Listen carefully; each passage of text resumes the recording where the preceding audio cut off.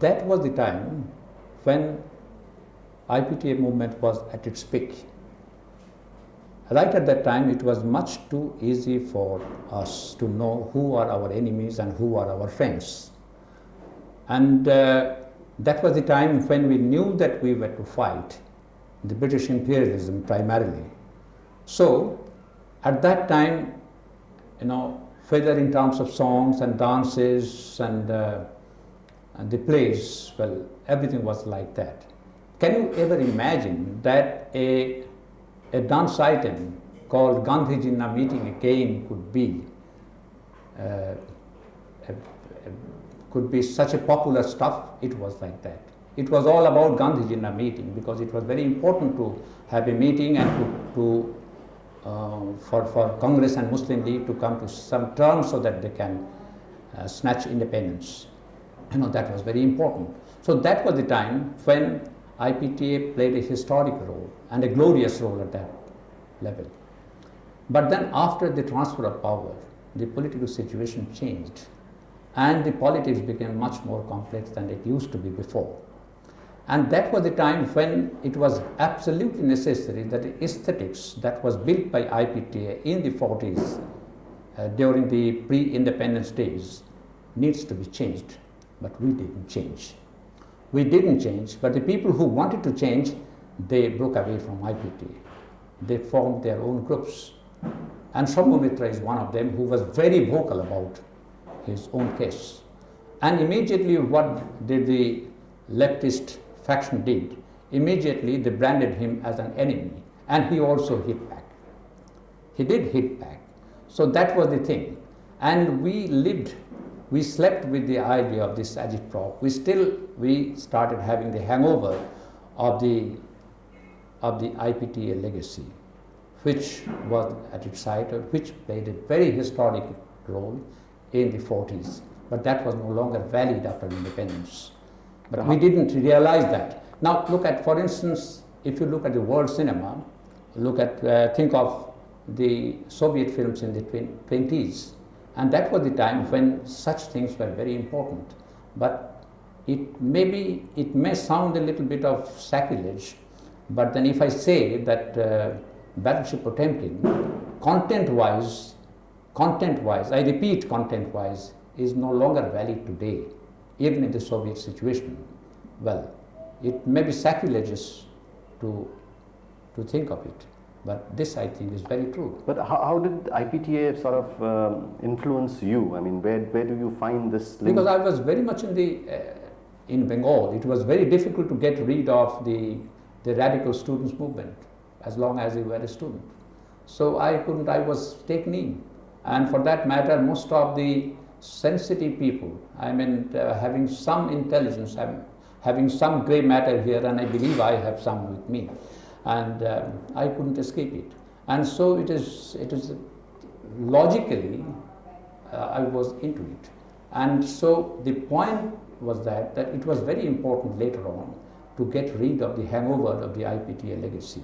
That was also a part of the aesthetic job for us, but it couldn't be done. Now I tell you one thing, coming to a film which I made much later, when I changed myself a lot, it was quite a big problem. It was for all of us to get rid of this hangover of the IPTA legacy. But even in Ek Din Pratidin, which I made in 1979, well, in that film there is a character, if you remember, there is a character of a landlord. I mean, economically his position was no better than the other people, the other tenants. But then what did I do? When I look at the film, I see that I made him into a villain. He has a right to be a character in the film, but there was no point for me to make him into a villain. Why did I blacken his face? Even without blackening him, even without making him a villain, the film would have come to the same conclusion. So that was perhaps because of a little bit of legacy, IPTA legacy, which I was still suffering from. The point is to get rid of it. If you allow me to make it again, perhaps I will do it much better than what I did before. You know, there is a film of yours, Akale Shandane. Even there is an IPTA song being sung in the beginning when these people are going in the bus. Well, that was there. That was very much there because they were to make a film about the 43 famine. So that is why the IPTA song was there. And I did it very deliberately. And that was one film which I liked very much even now. We'll talk about the film later, but let's for the first time being, let's go back to this agitprop days of yours. Yes. Do you think that this particular phase of your filmmaking really came to an end with Padatik? With Padatik, was that the end of that particular phase of your film? Well, in Padatik there, I thought that it is necessary to do a reappraisal of the entire movement. The movement that was very much in the air, and that was the time when it was being discussed at very many levels inside the political parties. And that was the time when I started doing it in Padatik. You were very right. And that was the time when I started becoming critical. But at that time, I was very certain about it, because when I was trying to be critical about what had been happening at that time, did everything go well in the non-establishment front? Well, I was very certain about it. I was very careful. I knew it very well that to be critical, to be self-critical is one thing, and to slander is a different thing. I knew that the line between slandering and self-criticism is a very thin line. But I was misunderstood by quite a lot of militants. They thought that it was a police report about this film, Padatik. But now when they see this film now, they watch this film now, they feel that they were not very correct. Maybe, you know, I feel that this is what is very important when you make a film, and when you write some stuff. It is important to provoke the people, to provoke your audience. It is not necessary for your audience to agree with you.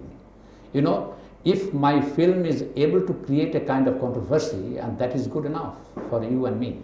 And this is what happened to me when Padatik was made. But that was the time, you were very right, that was the time when I started changing. I thought that it should take a turn. And then it went on till the left-front government came into being, when I, as I told you before, I retired within myself. So it was, and now is the time when I think that it is much, you know, I find it to be very closer to my heart if I deal with a capsule rather than dealing with a huge cauldron. So that is why I try to take an individual. I try to take a crisis point, and from there I try to do a kind of analysis. It is not just for the sake of analysis, but to understand me, to discover myself, and in the process to discover the society, to discover the people around me. You know, let's come back to a film which, though you know, you have talked about your agitprop films, was slightly different from it, and yet is considered one of your important films, because in many ways it brought you kind of recognition. And it was a film, at least on a national level, it was a film called Bhuvan Shom. Yes. Now, it was a film that was made in Hindi. Yes. A film that was quite different from your other films. Yes. What inspired you in Bhuvan Shom? What was it that made you want to make that into a film? Because, you know, can you talk a little about the film? I, to be very frank, right from the beginning, I always felt that I had a flair of flippancy in me. So I wanted to make a flippant film. So even through flippancy, you can make your point very sharply. And that is what I wanted to do. To be, if I'm not mistaken, if I remember it well, it was in 1958 that I read the story, and I liked it very much. And I was looking for someone who could finance. And I didn't find any money backer till in 1968. I found Film Finance Corporation, and I was given an absolutely free hand. That is a very long story to tell you how it happened. And then I was given money with no string attached. I was not to submit any collateral security, and that was how the film was made. And this again, the film was made, and we never felt that the film would ever find a release. So we called ourselves a suicide squad with the government money. That was how we made it. And then it became an accidental success.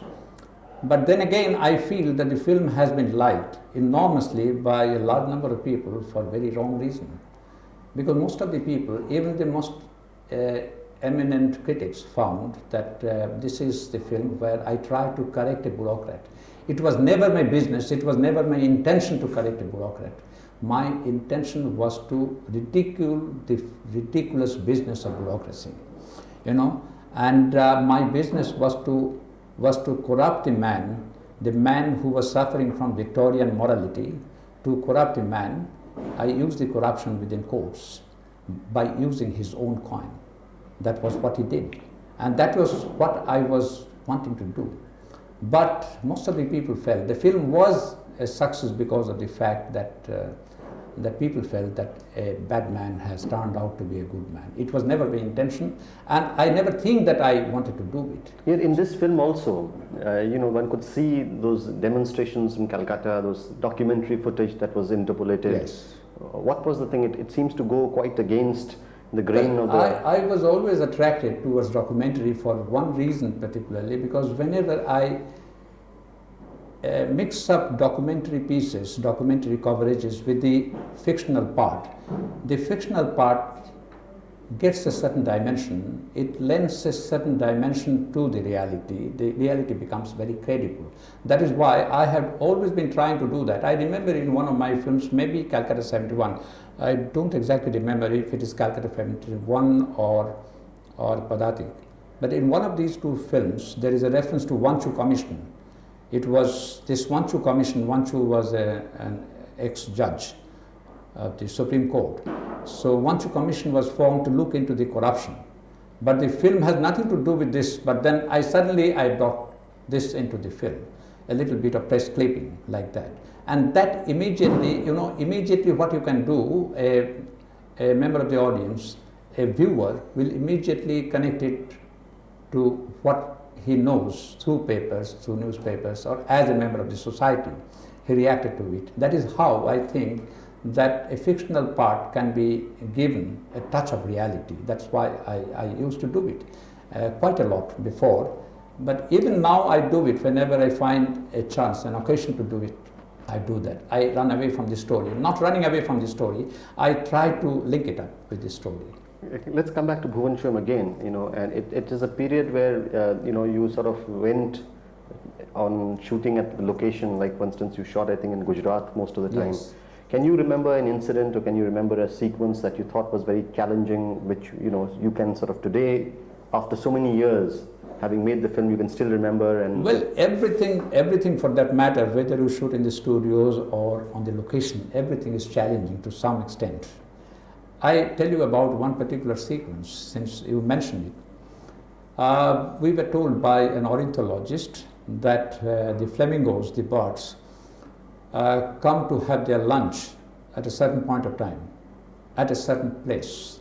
And then after that, after 2 hours or so, they go to a lake to drink water, because they don't drink water of the sea. So accordingly, we went there, and we had a very small team. We went there, and when we were there on the beach, waiting for we went there a little ahead of time, and we could see that we had to wait for quite a long time. And then our actor, Utpal, who played Bhuvaneshwam, he discovered a dilapidated house on the beach, and said, "Mrinal, can you use that? Don't you think it's beautiful?" So I said, "I found it so very good." So I said, "You stay here, you have your tea will be prepared here, so I have a look at that." So I went there. There is a staircase, you know, all dilapidated. I went up and found a completely dilapidated house. I looked around and I found a man coming to me, a very old man, skin parched. And then he asked me, "Why are you here?" In Gujarati, partly Hindi. And then I told him all about it. You know, I asked him about it, what it is for, and he said, this is summer resort of the Maharaja Bhavnagar. And then Maharaja and Maharani used to come here during summer, And then there was a jhula here, and I could see the rings, you know, and so jhula here, and Maharani used to be here, and I was the chowkidar. And Maharaja used to narrate stories of tigers, lions and all. And now, you see, only the ghosts live here. And immediately I called my assistant. I called my assistant and I asked him, I don't speak Hindi, I don't write Hindi.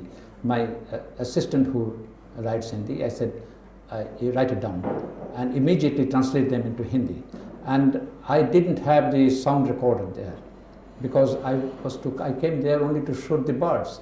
And then the whole sequence of, if you remember that sequence, this is one of the finest sequences in the film, when he was, this girl was talking about Maharaja and Maharani, this story which I learned there, and the whole thing was built there, right on the location.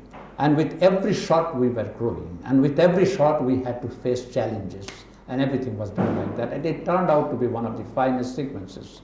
I like the sequences very much. That way, it is, the filmmaking to my mind, for that matter, is like climbing a steep hill. With every onward step, you find the horizon line changing all the time. You know, there is always an I mean, I won't call it an accusation, but certainly they say that you do a lot of improvisation, that almost as if that the script that you write is only a story outline. Well, not exactly, because in a fiction film, you can't do everything right on the location or in the studios. You have to have somewhat of a format that you have. And then what I do when I go to the location or when I come to the studios, what I find, when I see the actors, you know, I come closer to the subject, which I never did when I was writing in my own room. And it is almost like when I face the actors, they become so demanding, so exacting. They come and say, give my dues. Dues means in terms of the situations, whatever I have to do. And so you think, I can't tell you how the chemistry operates, but it does. I keep on changing things, and I think what I said, what I wrote there is all nonsense. I shouldn't have written that at all. And then it also happened at times that I ask my actors, I tell them, now, look, this is a situation which precedes this situation and which follows this situation. In a situation like this, how do you think you should react? And they enact a scene. I allow them to do it only when I find the actors to be not just good actors, but having some grey matter here, who can also imagine. And then they do something, and I keep a record of the whole thing, and then I say, look, give me half an hour's time, let me do something about it. And then what I do, I rewrite the whole thing, and I take 15 minutes to do that, and this is what I do. And this is improvisations, and I have done such improvisations, and it has always worked in my films.